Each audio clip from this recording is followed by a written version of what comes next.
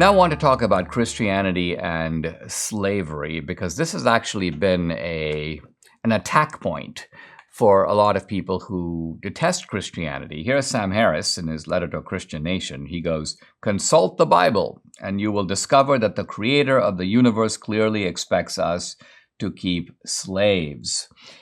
And so we find here an indictment of Christianity for, if you will, making its peace with slavery. Now, it's important to know that slavery predated Christianity, not just by centuries, but by millennia. Slavery was widespread in the ancient world, from China to India to Greece and Rome. Most cultures, well, slavery wasn't even controversial. It really didn't have any defenders because it didn't have any critics. There was no need to defend it. And the Bible admittedly does not condemn slavery outright. In fact, at one point, Paul in Ephesians 6:5 basically says to slaves, obey your masters. And it says to masters, basically, be kind to your slaves. Nevertheless, it is a fact that from the very beginning of Christianity, Christians were discouraged from enslaving fellow Christians. That's kind of how it started. In one of Paul's letters, Paul himself intercedes with the master, this is a guy named Philemon, on behalf of his runaway slave. And here's what Paul writes: "Perhaps this is the reason he was separated from you for a while, so that you might have him back forever, no longer a slave, but as a brother." In other words, a transformed relationship from one of enslavement to one of Christian camaraderie. Now, we know that Christianity is anti-slavery for a simple reason.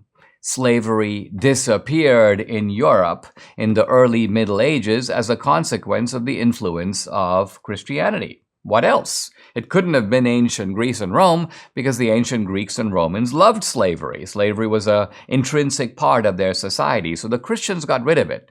Now, some people say, well, yeah, but the Christians introduced serfdom. Well, yeah, but serfdom is not slavery. Serfdom is a completely different thing. Yes, it is a hierarchy. Yes, you've got lords and you've got serfs. But while the slave is a human tool, you literally own the slave. The slave belongs to you kind of in the same way that your horse does. Serfs were incontestably human beings. They had rights of marriage, rights of contract, rights even of property ownership. They made deals with the lords in which they got to keep a certain share of the produce. So medieval feudalism is based on this hierarchical system of reciprocal rights and duties between lords and serfs. Christians were the first people in the world to start an anti-slavery movement.